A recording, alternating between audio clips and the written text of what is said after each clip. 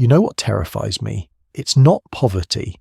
It's watching brilliant people, hardworking people, talented people waste decades of their life trapped in financial confusion because nobody ever sat them down and explained how this game actually works.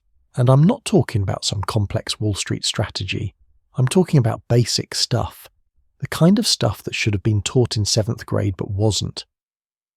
The kind of knowledge that separates people who stress about money every single month from people who sleep peacefully at night. Right now, someone watching this video is making $30,000 a year and building wealth, and someone else is making $150,000 and living paycheck to paycheck. The difference isn't luck. It's not intelligence. It's 8 specific behaviors, 8 tiny mental shifts that nobody teaches because, honestly, the system benefits when you stay confused. So here's what we're doing today.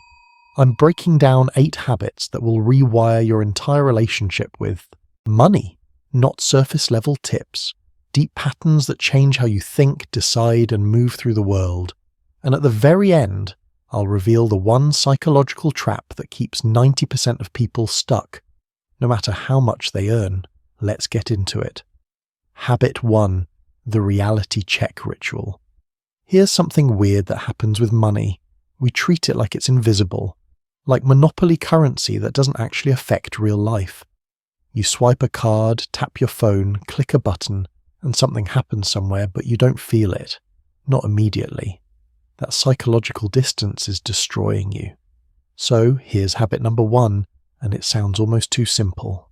Every morning, before you check social media, before you scroll, before you do anything else, open your banking app and look at your actual balance.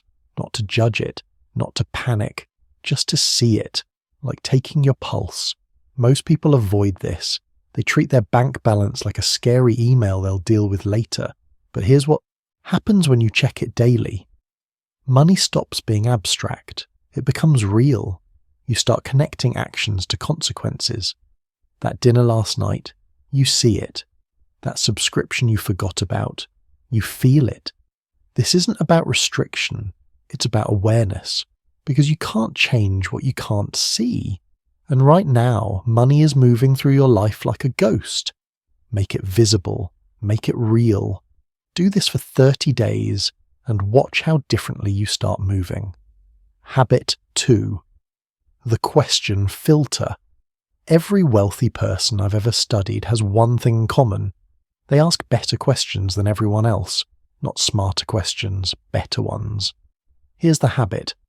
Before any purchase over $20, ask yourself 3 specific questions. Write them down. Keep them in your phone. Make them automatic. Question 1. Will I remember buying this in 3 months? Question 2. Am I solving a problem or feeding a feeling? Question 3. What am I actually buying? The item or the story I'm telling myself? Let me give you an example. You're about to buy new workout clothes because you're finally getting serious about fitness. Stop. Run the filter. Will you remember this purchase in 3 months? Probably not. Are you solving a problem? No, you already have workout clothes at home. What are you actually buying? You're buying the fantasy of being someone who works out. The clothes won't make you work out. They just make you feel better about not working out. This filter is brutal, and that's exactly why it works. It cuts through the emotional fog that makes us spend money we don't have on things we don't need to impress people we don't like. Use it religiously.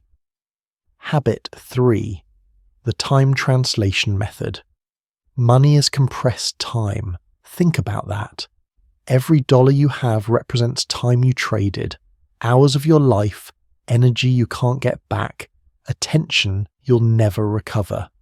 So why do we treat it so carelessly? Here's the habit. Convert every price into hours of your life. If you make $25 an hour after taxes, that $100 restaurant meal isn't $100. It's 4 hours of your life. That's $600 phone upgrade. That's 24 hours, an entire day. Now I'm not saying never spend money. I'm saying make the trade visible.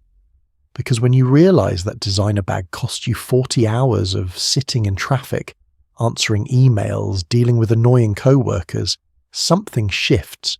You start asking, is this purchase worth that much of my life? Most of the time the answer is no, and that's fine. That's the point. You're not being cheap. You're being intentional. You're respecting the most valuable resource you have, your time. Calculate your real hourly rate, then start translating. Watch how quickly your spending transforms. Habit 4. The 3-bucket system. Forget complicated budgets. Forget 50-30-20 rules. Forget apps with 47 categories and pie charts. Here's what actually works. 3 buckets. Bucket 1. Survival. This is your rent, food, basic utilities, transportation, the stuff that keeps you alive and functional. This should be around 50-60% of your income. Bucket 2. Future you. This is savings, investments, debt payoff, anything that makes your future better than your present. Minimum 20%, non-negotiable.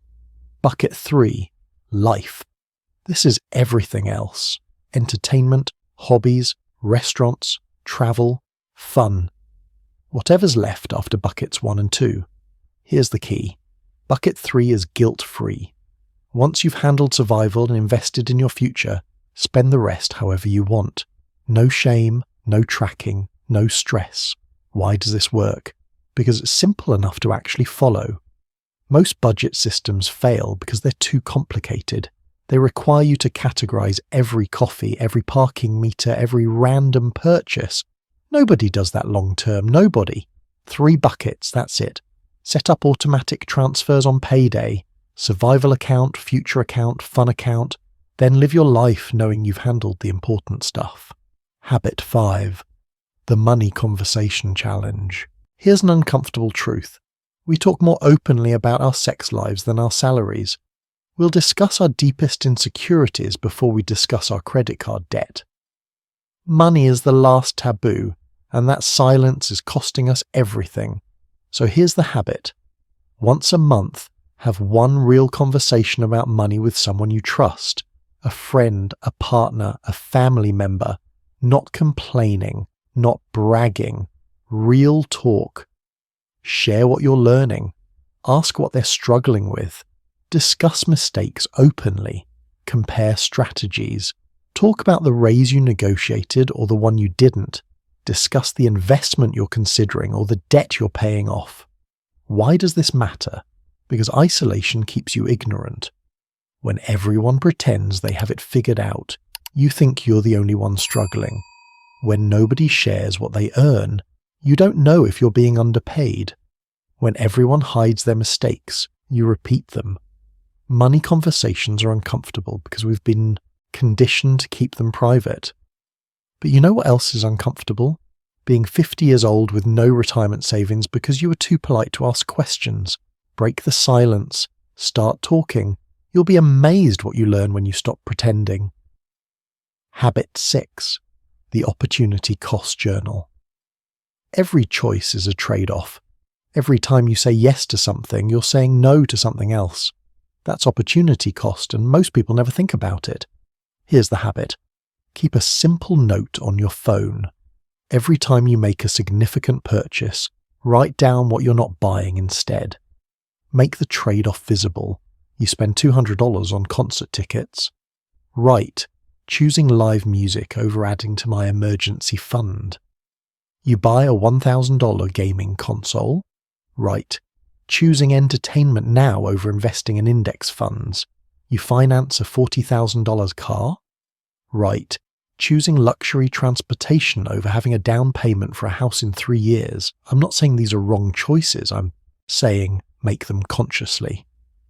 Because here's what happens when you write it down.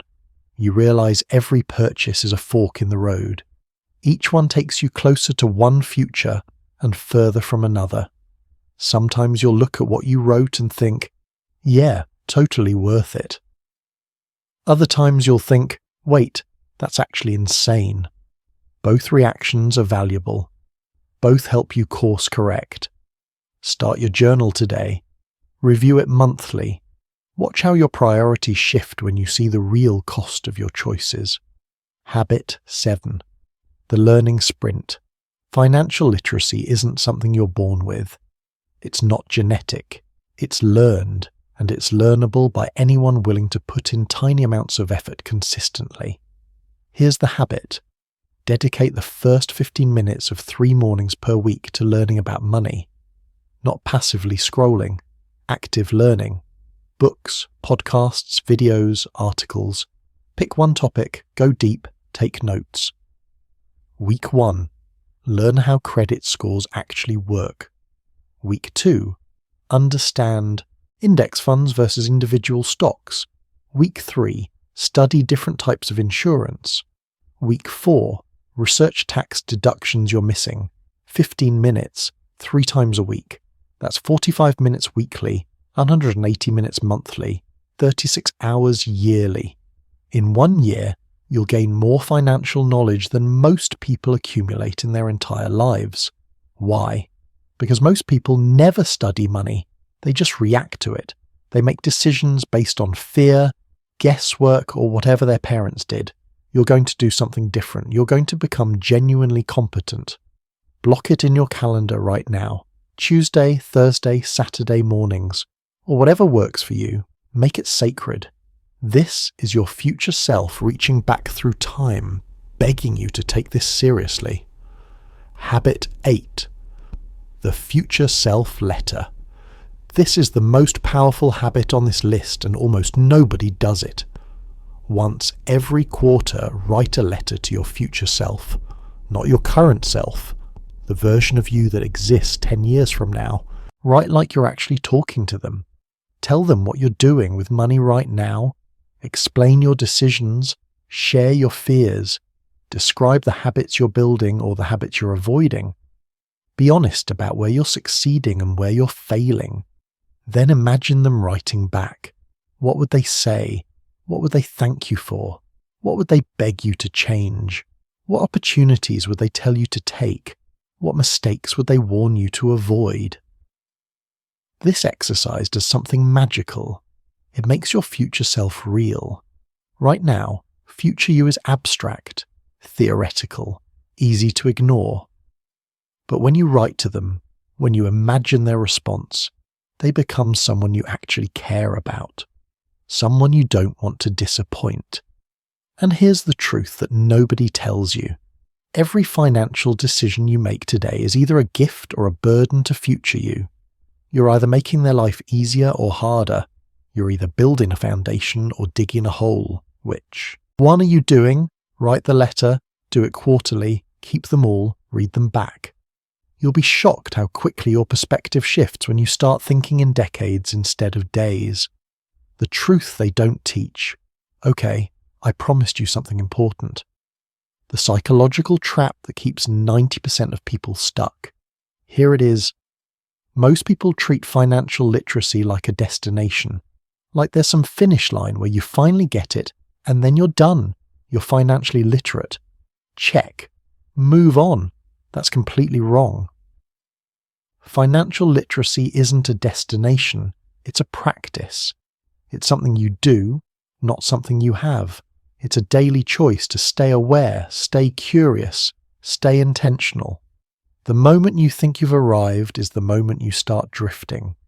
You know what separates wealthy people from everyone else? It's not that they know more, it's that they never stop learning. They never stop questioning. They never stop refining their relationship with money. Every billionaire I've studied still reads financial news daily, still consults advisors, still learns new strategies, not because they have to, because that's who they are. It's identity, not activity. So here's my challenge to you. Stop looking for the moment when you'll finally understand money and start building the identity of someone who continually improves their understanding. Small actions, daily habits, consistent growth. Pick one habit from this video. Just one. Don't try to do all 8. That's how you fail. Pick the one that resonates most and commit to it for 30 days. Make it automatic. Make it part of who you are. Then come back and pick another one. In 6 months, you'll be unrecognizable. In a year, you'll be someone completely different.